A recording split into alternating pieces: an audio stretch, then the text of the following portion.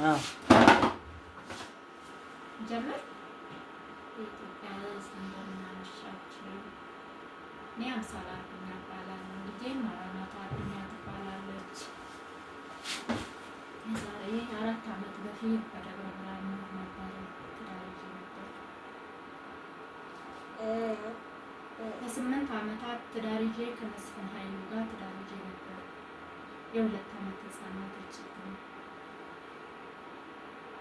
ከእናቱ ጋር አለመግባባት ችግር ተፈጠረ፣ ተጋጨ። ወደ እናቱ ነው ያደላው። አጋጣሚ ጓደኛዬ ጋር ሄጄ ስመጣ የውጭ ነው ተቀያይሮ ተቀያይሮ አንድ ልብስ አልያዝኩም። ምንም ነገር ሳልይዝ ነው የወጣሁት። ደውዬ ብጠይቀው ከኔ ጋር እንደማይሆን ቢባል ቢሰራ ልጄን ገለሻል፣ እኔንም ትገይኛለሽ፣ አልፈልግሽም ነበር።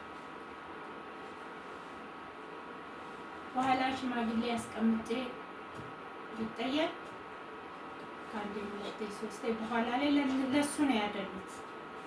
የራሱን ነገር ስለሆነ ምንም ዘመድ የለኝም እዛ።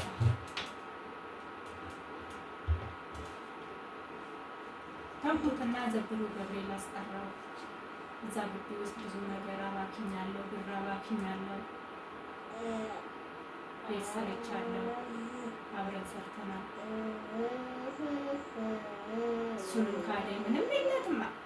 ዘብሩ ገብርኤል አስጠራው። የዘብሩን መስቀል ይዞ ምንም የላትም ያለ እቃውን ብቻ ነው ያመነልኝ። የቤቱ ዕቃ እሱን ወሰዱ። እናቴ አዲስ አበባ ነው ፀሐይ ብርሃኑ ትባላለች። ለእሷ ደወልኩ። እቃውን ሽጬ ነው ያለች። እቃውን ሽጬ መጣሁ።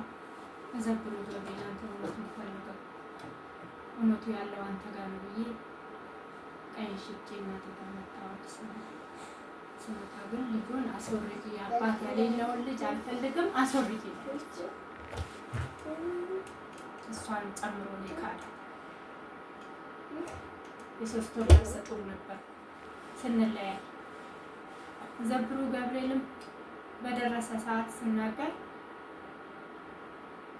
አላምንም፣ ልጅ አይደለችም። ትማልልህ ወይ ሲሉት እንዳትምልብኝ ልጅ አይደለችም ያለ። መጣ ሁሉንም ነገር ለሱ ትቼ እውነቱን አንተ ፈልግ ብዬ እናቴ ጋር ስደርስ አስወርጃት፣ አባት ያሌለች ልጅ አልፈልግም አለች። አላደርገው እመቤቴ የሰጠችኝን ነፍስ እኔ አላጠፋው። እኔ ሊያስወርድ ሲሄድ እኔስ ብሞት አትሞችም፣ ስንት ሆኖ እየወለደ የሚጥለው አይቻልም ማለት በፍጹም አላደርገው። ጳውሎስ ውስጥ ነው የምትሰራው፣ አላደርገውም። ሁሉንም ፈተና ተቀበልኩ፣ ነፍስን ማጥፋት ስላልፈልግ ችግሩንም እራቡንም። ነፍሰ ጡር ሆናችሁ እራቡን ታውቁታላችሁ። ሁሉንም ተወጣሁት።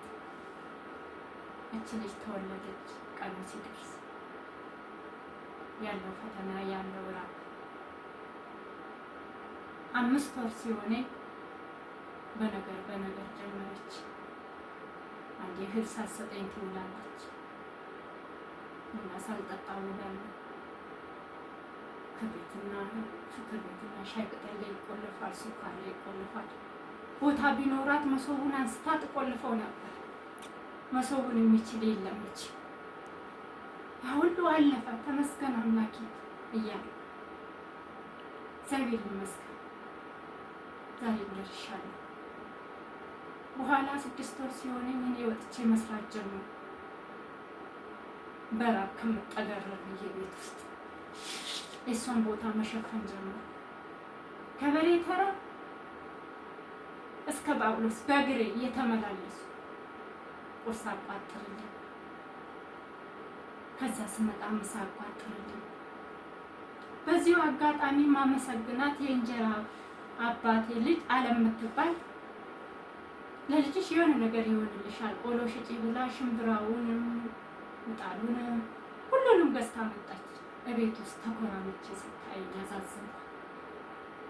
እሱን እየሸጥ ለልጄ ምግብ አመጣላት ነበር፣ እገዛላት እሱም እንኳን በስርዓት አብስላ አትሰጣትም ለልጅ። እያለቀሰች ነው የምትቆየው። ቅጫምና ቅማል ወርሷት። ምክንያቱም እንድትወለድ አልፈለገችማ ከመጀመሪያው። ሁሉንም እያየው አሳልፍ ነበረ፣ መናገር አልችልም። ሴፍቲንም አላት፣ ሴፍቲንም ሄዳለሁ። ከዛ ስመጣ ትኩሻ እንኳን አላገኘም። ችልታደረች እግዚአብሔር ይመስገን።